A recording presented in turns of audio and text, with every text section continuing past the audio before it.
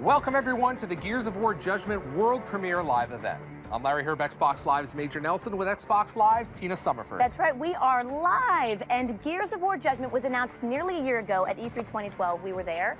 Now I know quite a bit already, like the testimony-based single-player campaign and the new Locust versus COG competitive multiplayer mode, Overrun, but there's still a few choice secrets lurking in Judgment's shadows. So Larry, tonight we're gonna pull back the curtain, answer a whole lot of your questions, and unveil a few very, very exciting surprises for the Gears faithful. All right, now we have two major world premiere reveals in store for you tonight. We'll also be chatting live with senior producers Chris Wynn and Alan Van Slyke from Epic Games right here in studio. Yes. Now, if you're watching this live at home, be sure to post your questions on Twitter using the hashtag GearsJudgment. We'll be picking your questions from the hashtag to ask live throughout the show. Plus, we'll be taking your tweets throughout the show, putting them up on screen, so be sure to share your reactions to the game as well as tonight's reveals. Wow, super community-driven show for you guys. Plug right in. Now also, if you are watching live, don't forget you still have roughly 15 minutes to enter for your chance to win a custom Gears of War Judgment console. Now, you cannot buy this in the store, correct? Absolutely not. And we're also going to give away some copies of the game, which will be available at launch time. Now listen, you can find all the details on how to enter right now at my blog at majornelson.com. Yes. Now, Tina, I want to ask you, you had some time down in North Carolina, right at Epic Games where they make the game. Yes. How'd that go? It was great. It was a great trip. I spent about 4 days, had a chance to talk to Alan and Chris, that you're going to be taking their live Q&A a little bit later in the show. Yep. But I also got a chance to sit down with Chris Perna. Now, he's the art director. He's been there since the very, very beginning. So not only did he do Judgment, the whole franchise is really his vision. So that was a great conversation, which you'll also get to see later on the show. And I heard you also spent some time. Are you about to call me out? Yes, I am. My understanding that you spent some time in the playtest lab. I did, and How'd that go? I think I got reamed. I just, as honest as I could be, I got killed over and over for hours and hours. But I had a great time doing it, and they were the men and women that made the game, so I really didn't have a shot at it. But the whole trip was really about survival and aftermath. So really, without further ado, here is our very first world premiere this evening, the unlockable bonus campaign mode, Aftermath.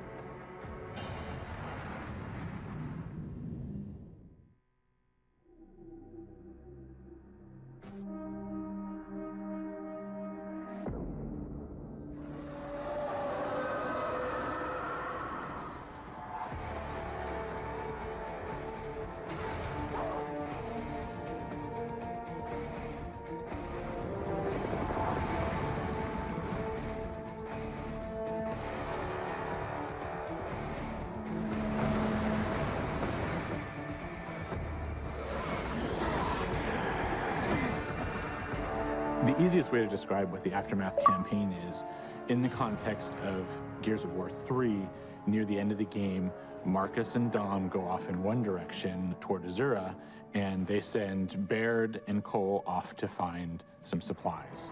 All right. Baird, Cole, you go find reinforcements.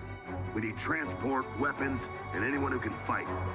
It just so happened that they went to Havel Bay to go find those reinforcements, and so we had all the pieces kind of put together, and it was like, you know, let's go tell that particular story from Gears 3. You run into Paddock, who's one of the new characters in Judgment, because he's still hanging around that city. Only COG soldiers are this noisy. Paddock?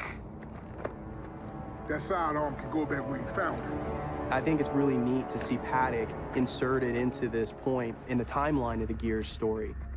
It takes you back, and I think it's a point in time that everyone's going to be excited to see. Ultimately, it's a reward for fans. Paddock is a Groznian guy. He's kind of the grizzled veteran, former UIR soldier, right? So yeah, he was opposing the COG in the Pendulum Wars, and then when the treaty was signed, right around the time of Emergence Day, he came over to fight for the COG. Again, it's just a continuation of the story, and just peeling back the onion layer just a little bit deeper to see what else happened during that traumatic time.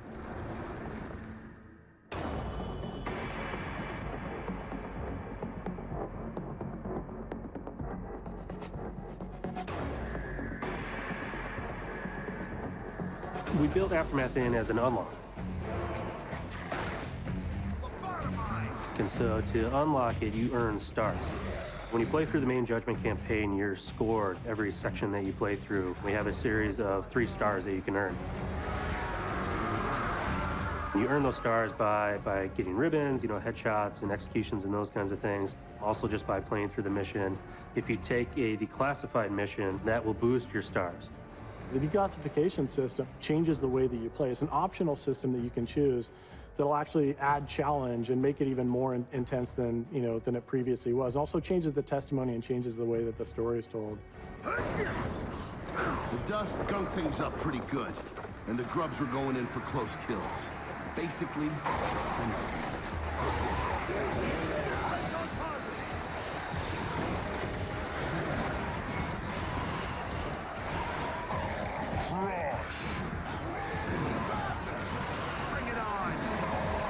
the very core, the very foundation of what we're trying to do in Judgment is all built on intensity.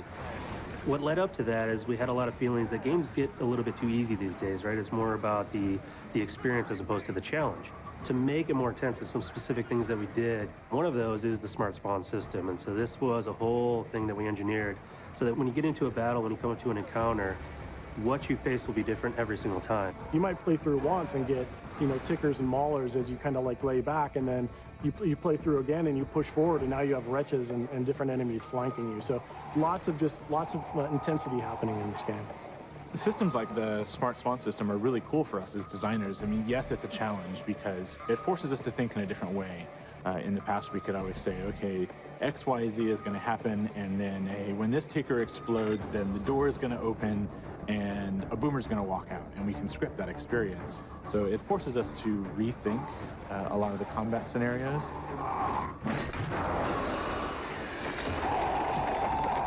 In a way, I really like that because it gave us the ability to put more story and more context into the environments and into the world itself, which really helps bring the universe to life a lot more. And I think that's a much better story than anyone we could ever tell, because it's a story that the player themselves gets to tell and experience.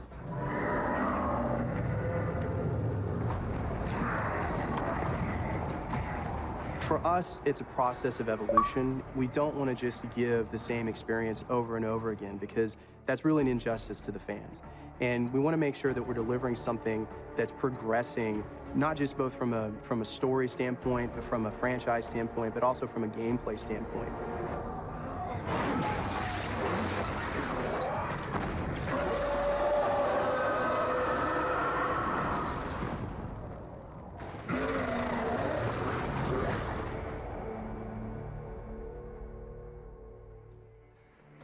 We are joined by Chris Wynn and Alan Van Slyke, senior producers for Gears of War Judgment at Epic Games. Guys, thanks so much for joining us.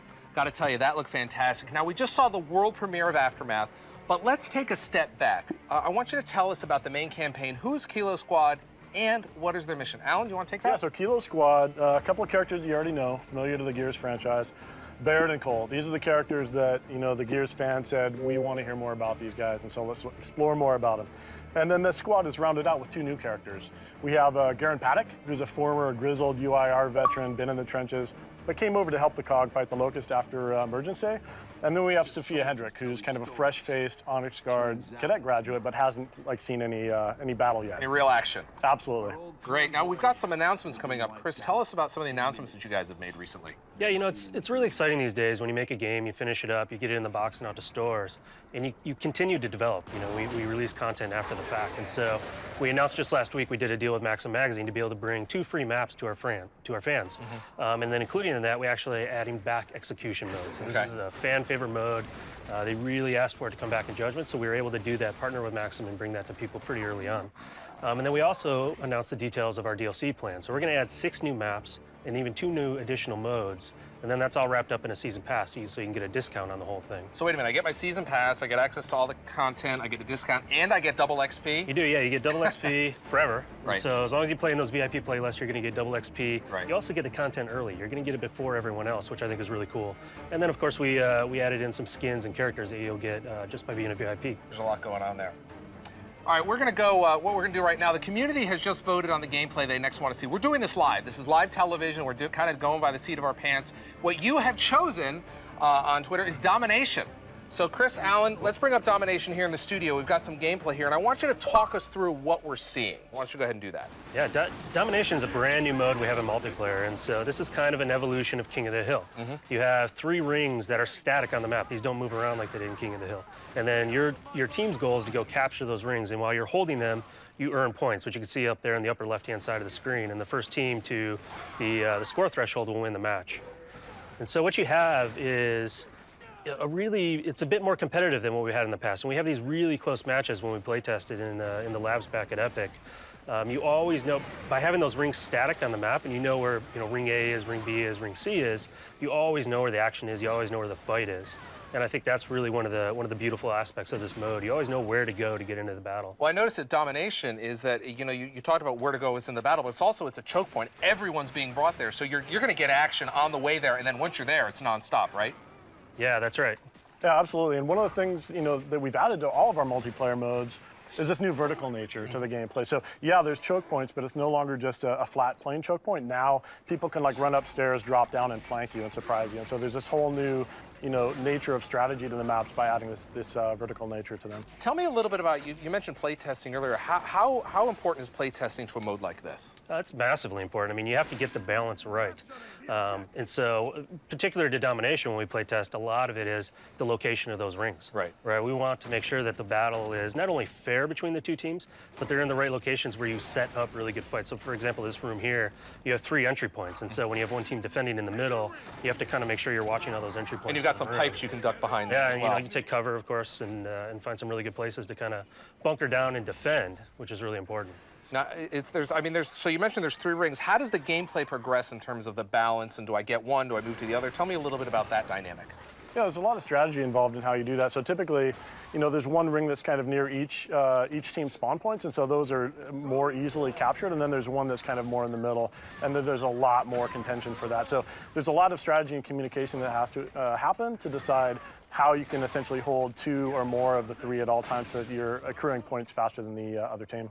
Yeah, and I think one thing that, so we just saw him jump out of a window there, and that was something that Alan was referring to earlier, is this new verticality that we have in our maps. And we also have, a bit new approach to level design, which really favors a mode like this. It's a much more circular in terms of its movement, and so you find it's a lot easier to move around as a team and find those choke points and find those battle areas. Now, I've had the chance to play this game, but one of the things I noticed right off was you kind of did some things with the weapons and the weapon switching. Tell us a little bit about that. Yeah, we optimized the control scheme actually in both multiplayer and the primary campaign. So now Y is a quick weapon swap, primary, secondary, just hit Y, boom, boom, switch back and forth. It really sped up the gameplay. And we've also gotten rid of all the D-pad functionality, moved the grenades to the left bumper. So now you can tap it, quick grenade throw while you're on the run. But I can still hold it down and get the angle. Yeah, if you want that traditional trajectory, the aiming arc, you can hold on to it, and you can always put it away too if you pulled it out and you want to put it away. Switch gears, so to speak, and go behind the scenes of the art direction in the Gears of War franchise. Tina caught up with art director Chris Perna to discuss the franchise, the visual identity, and how Judgment fits in.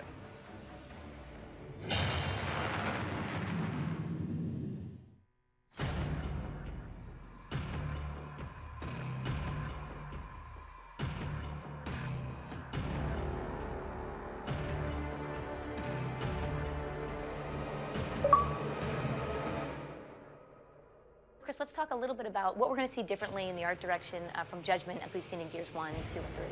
I think for Judgment, we go back to some of the darker Gears. We worked hard to kind of capture the tone of the original, make it a little more moody, things like that. The players, as they move through the environments, they should see kind of mini stories as they move throughout. Something happened in this environment. We kind of wanted to make it a place rather than just a blank environment that you have a battle in, right? There's handprints on the wall and blood trails that lead somewhere.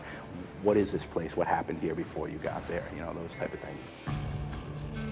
The characters, Baird and Cole, you got to go back and make them younger. What was that process like? Was it fun? Yeah, it was fun. Yeah. We iterated on those designs for a while. Some of them came easy, some of them were harder. Baird, of course, was a lieutenant before he got bumped down to private, and it was natural for us to kind of take him and clean him up. We upgraded his armor. He's got officer insignia on his armor and things like that. Cole was the same. We took Cole, we said, what would Cole look like during the thrash ball days, right? Because he's younger and it's almost a thrash ball. So he's more athletic, he's leaner, his face is younger, he's got more hair, stuff like that. that. It was kind of fun to evolve those guys. And, you know, we wanted this cool, like, Hulk out kind of Locust. And the Rager was fun. You know, he's like this little wimpy, skinny guy that comes out with a weapon, and you kind of fire him. And as he takes damage, he just gets pissed off, and he just starts to flush red, and spikes come out, and he gets nuts. And it was great to develop that character. And beyond just the artistic stuff, but there's also all the technical aspects of it. The engines change, different animators come in and out. How do you work as an artist with the tech, and does it evolve with the engine? Right, so it kind of evolves hand in hand. We take a look at what we want to do for the game, and we say, hey, you know, we want a darker, moodier game. What can we do with lighting? What can we do with bloom to give it maybe a more dreamy feel to some aspects of it? We want a lot of fire. How can we enhance flame lighting and flickering lights and things like that? We push the tech to make the art look better. How can we evolve our characters? What can we do to make them look better, make the skins higher resolution, make the shaders better, things like that, that just add to a more robust and immersive experience for the player. So sort of being in charge of the art direction, I feel like it would be difficult because an artist, I'm sure you want to be hands-on with stuff because you know what you have up here, but how hard is it to pass that on to? Yeah, it's really hard. Yeah, like. Yeah, it's super hard. I'm not only, you know, am I high-level art direction now, but it's I'm a control freak to a certain extent, right? I like what I like, and it's frustrating sometimes for the guys, and sometimes I don't know what I want, right? I mean, an art director doesn't necessarily have all the answers. So sometimes, you know, I get a bad rap, I'm sure, and people are like, what are you doing? You don't know what you're doing, and stuff, but it just takes a while to try and you know, craft that stuff and mold it into something, make something from nothing, basically. You've been here since the beginning of the franchise, so you were the big influence in what these characters, these larger-than-life characters would be. Where did you get that from? That was, you know, space barbarians, right? It was, you know, the hardcore kind of Conan and things like that. I was really into that stuff. And it just kind of happened. We were like, hey, let's get these huge dudes and these big creatures, but we'll give them guns instead of swords, and we'll see what happens, you know? And it worked out well. Yeah. Are there specific design principles that you hand down to them? Like, look, the characters, the weapons, everything has to fall within these design principles? You know, we set up style guides. The overall description was the world is heavy. Gears is a heavy and brutal game. So everything we put on the characters was meant to convey that weight in the world. We had shoulder pads that flopped around. When they hit cover, they grunt and they slam into it and the dust flies out. Stuff like that. Because it's the emotion of those guys. How hard is it to get the emotion across? That's really hard. You know, an inanimate character, to get that emotion. In some aspects we did it well, some we didn't. And it all comes down to lighting and mood and facial animation and things like that. And we're getting better at it.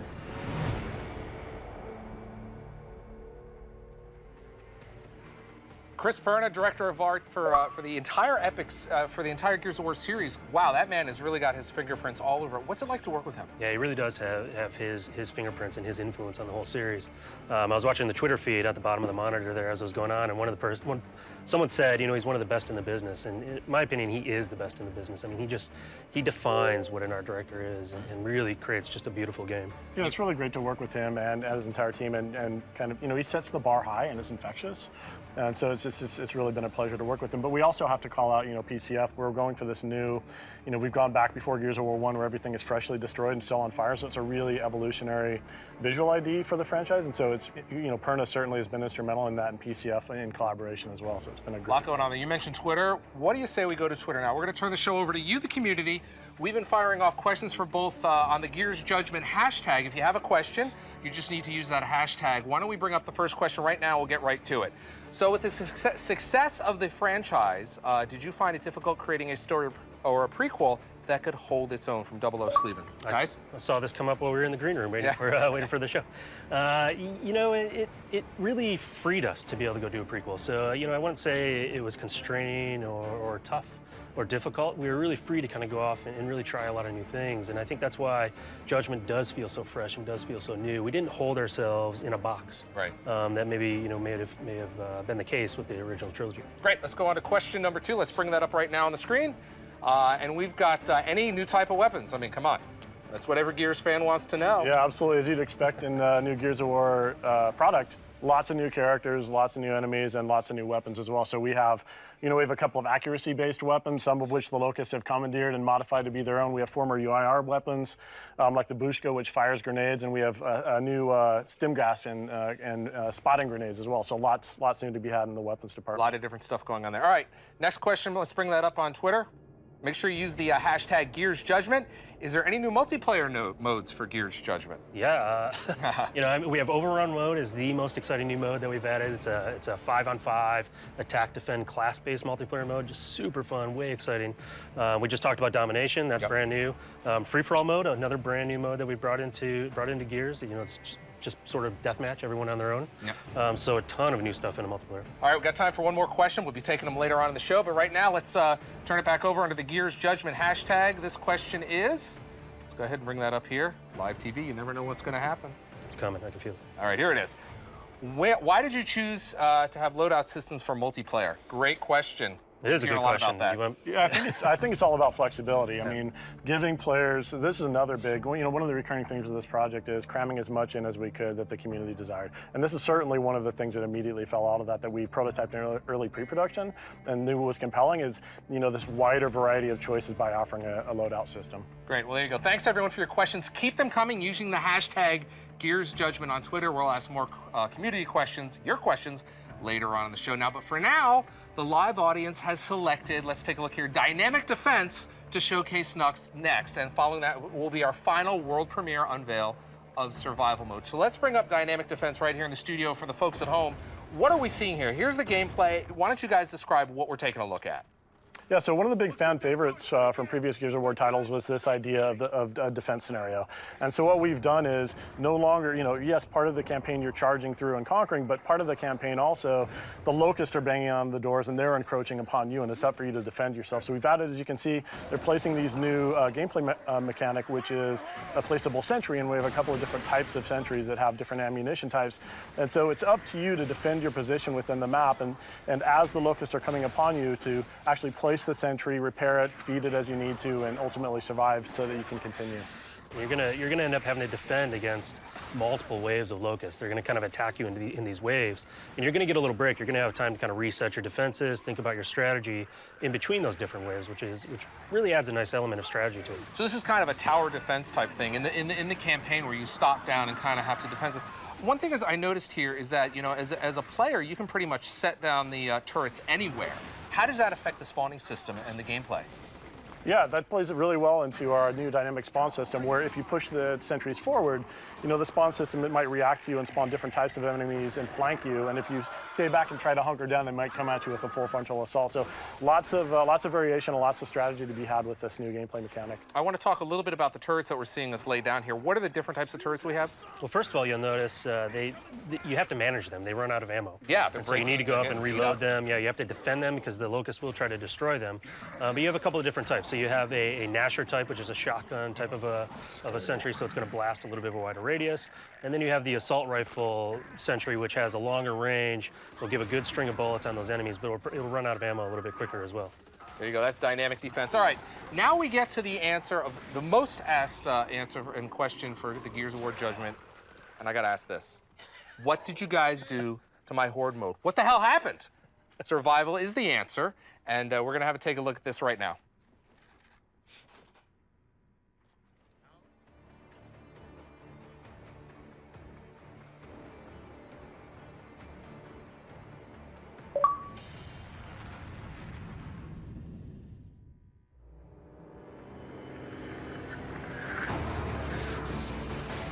Gears has always been a cooperative game at its core. I mean, even our campaign was designed around cooperative play.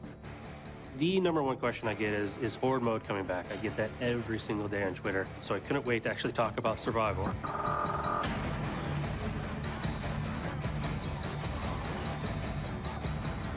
The base goal of it is you are defending a series of objectives, playing as the cog, and you get to use the classes that we have in Overrun. So you have the engineer, you have the soldier, you have the scout, you have the medic. It's all about teamwork of what classes you're going to pick and use their special abilities to help survive 10 waves of enemies.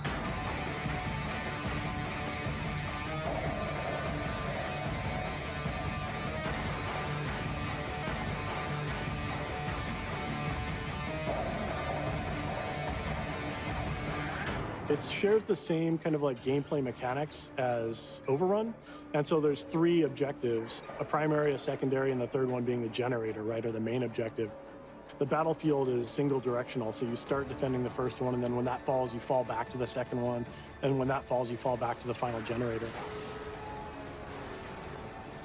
In Horde, we had 50 waves was the goal to survive, and so you might hear 10 waves and go, wow, that's short. It is 10 crazy intense waves, and it's actually really hard to survive those 10 waves. We actually had to bring in QA to ensure that we weren't going to ship a multiplayer game mode that it was impossible to beat on the highest difficulty level. Going all the way to hardcore or insane is definitely going to be a challenge for any co-op group who wants to try to tackle it.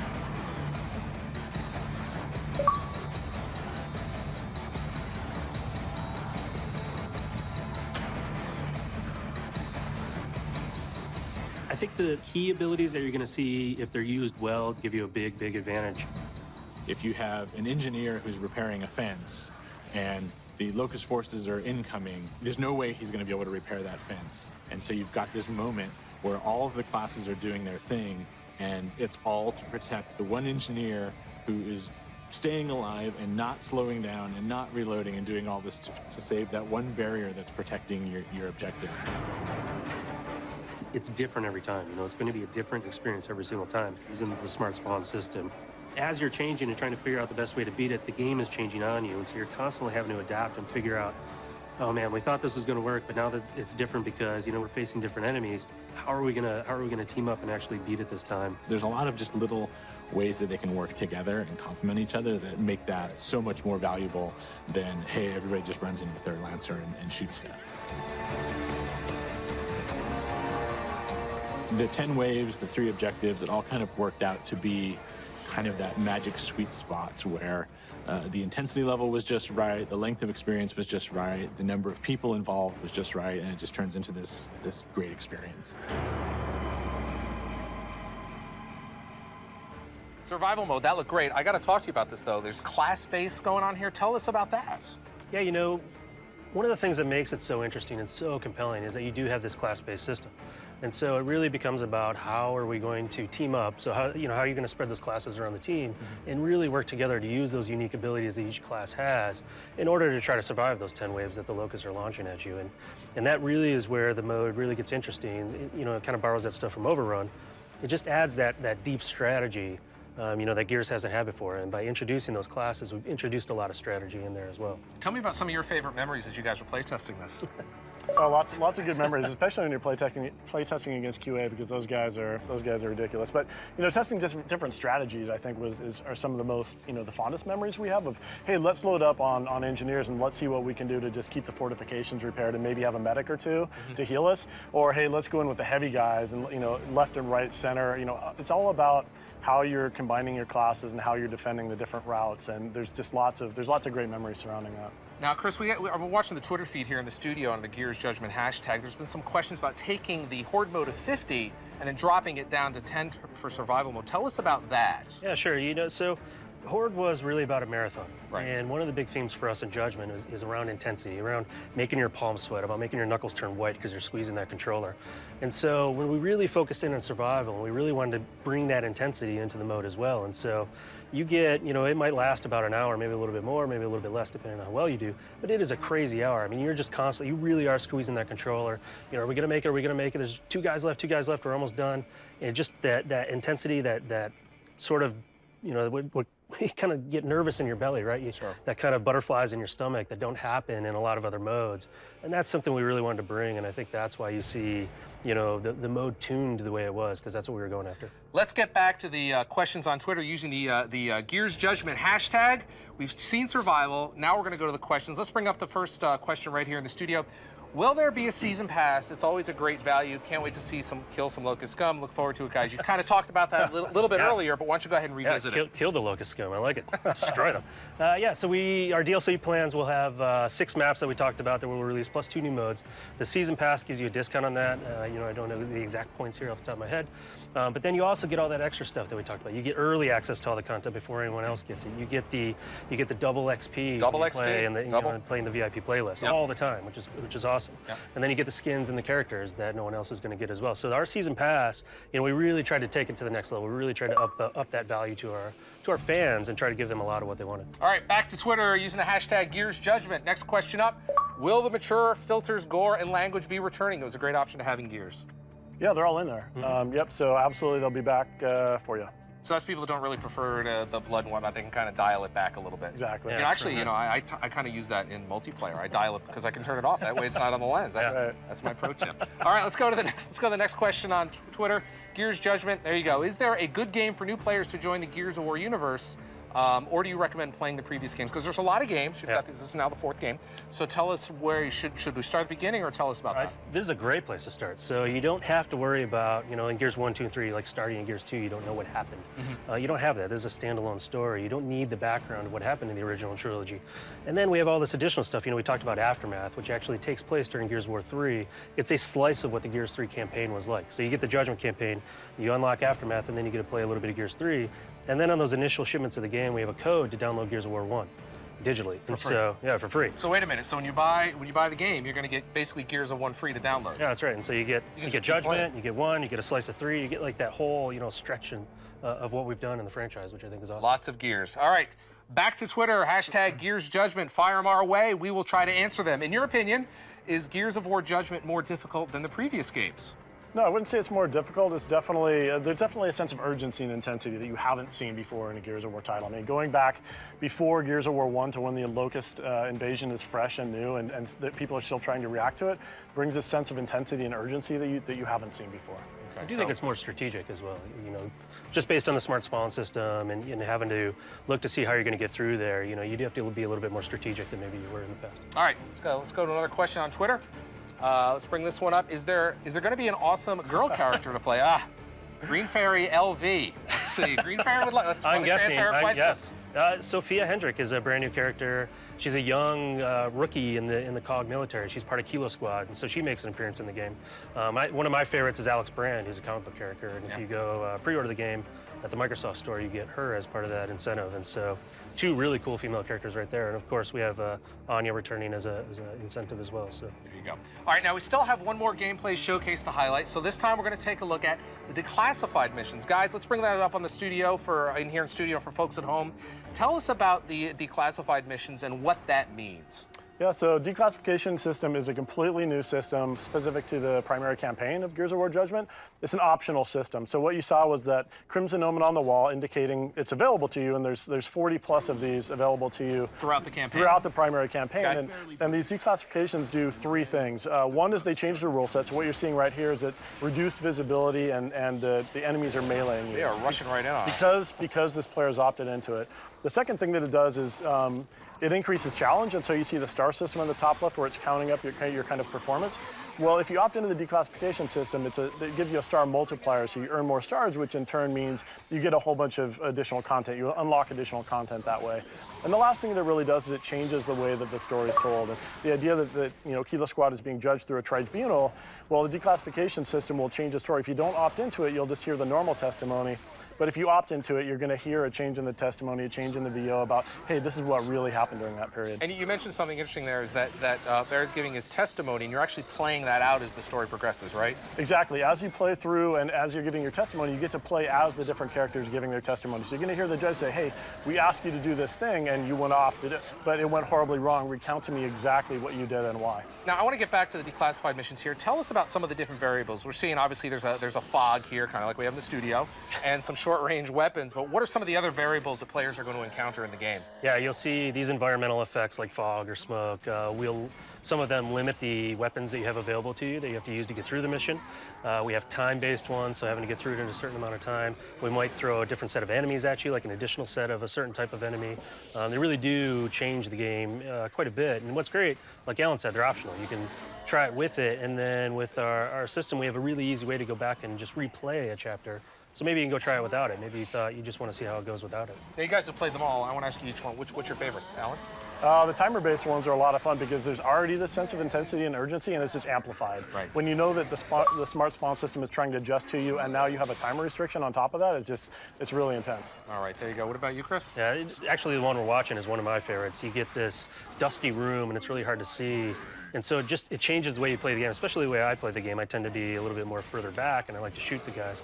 And now all of a sudden I can't see, and they're right in my face. They're rushing at you. Yeah, I have to change the way I play the game, which is great. Now, what happens if I don't want to opt into this? You just keep going. How does that impact? Yeah, you know, you'll still get the main story, and you're still going to play through. You're just not going to get that additional challenge, and you're not going to get that a little bit of additional storytelling to kind of help flesh out the full thing for you. Sounds great. All right. Thank you, gentlemen, for joining us on Xbox Live for this world premiere live event. I know it's been a whirlwind tour for both of you. Any final comments for the fans? Excited to get the game out on March 19th. You know, I want to get on. I want to play. Overrun for me is just so exciting, so I want to get on there and play with a bunch of fans and see how it goes. Yeah, I can't wait to see everybody online on March 19th. Well, we're looking forward to that. Before we go, though, there's just a matter of our Twitter giveaway, including several copies of the game and, of course, the custom Gears of War Judgment console.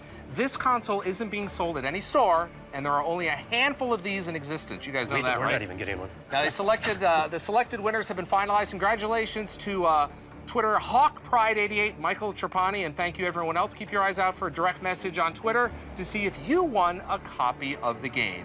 It's been incredibly exciting to bring all the Gears of War Judgment news directly to the Xbox Live community with tonight's show. If you tuned in late, don't worry. We will be offering a video on demand version of the show in just a few minutes. We'll also be debuting a special behind the scenes look at Domination, the brand new multiplayer mode exclusively on Xbox Live. We'll leave you now with another